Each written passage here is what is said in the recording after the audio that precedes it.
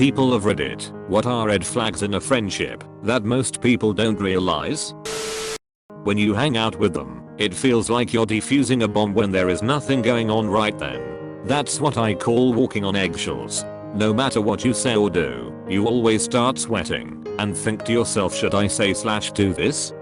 I hate that feeling. I had to let go of my best friend because of this. With my real friends I could always just respond to a text message with the first thing I thought of. With this girl I felt like I had to carefully consider what I was saying and then reword it several times before I could hit send, because I didn't want to be dismissed or berated in any way. That's not friendship.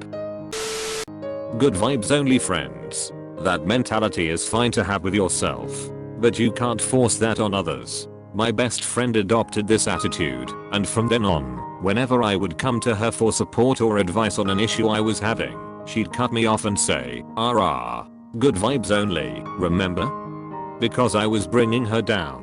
I put up with it for a long time, because I thought she was right, that I was burdening her. But then I finally realized that that's not how real friends act. They're supposed to support and help each other. I find that there are some people you call when there's a party and some you call when there's a problem. It's about expectations, knowing what kind of friend this is, and either accepting it or not. Now, cutting you off to make it clear they aren't interested in your problems, that's another level. That's a jerk. But a friend you can't expect to be there when it isn't fun, that's not necessarily a bad person or a bad friend, just not a great friend. And it's not such a bad thing to have friends who'll always show up to hang out, and different, probably fewer, friends who will hang out and be around for things that aren't fun. Heck, when I think about it, I'm each of those kinds of friends to different people. There are people who, if they called me for anything I'd be there. And there are people who probably don't have that expectation and only invite me to things that are fun. Continually feeling like you want to say something, but should hold your tongue. This, have to walk on eggshells around them. Can't really communicate with them, because they will take everything personally and blow it out of proportion. I'd like to add to this, but I think I'll hold off. I've been struggling a lot with this recently. My Discord friends can be an annoying bunch, but I don't have the willpower to say anything. One of them likes to talk about himself and pretends to be an expert on everything. Basic fact checking often proves him wrong, but I can't cause a scene. Another person likes to get real close to the mic and do ear rape sounds. Another friend eats constantly and won't mute himself. I have talked to this person, but he just won't stop. Friends who gossip excessively. If they are talking about other people, chances are they are talking about you. My roommates like to gossip by saying extremely nice things behind friends' back, and people that send you screenshots of private messages with other people. Guess what? Your private messages are being sent around too.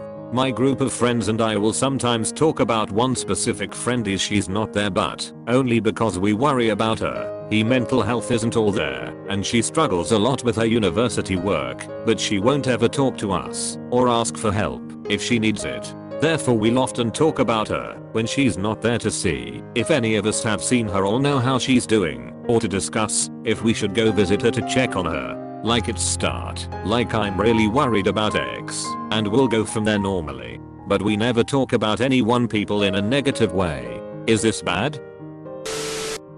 Passive aggressive insults to other friends or to you. I have a friend like this. She's nice sober with passive comments, but when she gets blackout drunk she says all this hurtful and personal shit to me. It's very much like she's upset/angry at me for being happy with where I'm right now.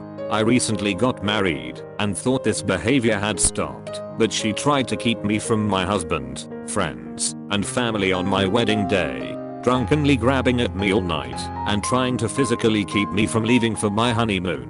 She claims she remembers none of these occurrences past or recent, and it's honestly sad because we've been friends since we were 12. I don't know how to talk to her about it. Always asking for favors, but never there when you need them to return one. I remember one time I needed a lift halfway across the UK and none of my friends would take me. One of my online friends who lived not too far away, who I help out a lot, just said, "Say no more, I'll be there in 15 minutes, get your shit." Safe to say he is one of my closest and best friends. Yeah, a friendship is a two-way street and ones that only go one way are not healthy.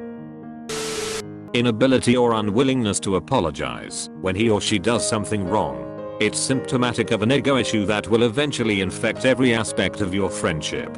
I feel this one. Had a friend like that who always managed to put the blame on me, and it made me so frustrated that at one point I snapped when a common friend of us experienced that same toxic behavior. She found out later and got super mad at me for trash talking her. Maybe I'm the bad guy. Yeah, this one. Had a 10-year friendship recently go down in dust because they didn't take responsibility for the hurt they caused with their words and actions. They say that's all you. I guess I expected a bit more compassion and love in our friendship. Friends who are always happy to talk about themselves, but never once ask you how you're doing or anything engaging you to talk about yourself. Have a friend exactly like this. It's very annoying lately. Came here to say this because I'm that friend. I'm working on it, but tend to go overboard and turn a healthy interest in the other person into interviewing the other person. I also realized I haven't actually become less self-centered when I looked through my comment history and noticed that most of them started with I or an implied I. Sounds like my ex-wife. Once I bought a ring for her and was going to give it to her the next time she said or did something thoughtful or caring. 9 months later I said fuck it and gave it to her for Christmas. That was a real eye-opener to keep waiting on a moment that never came. Bitch didn't care about nothing but herself. Thanks for watching. Please like and subscribe.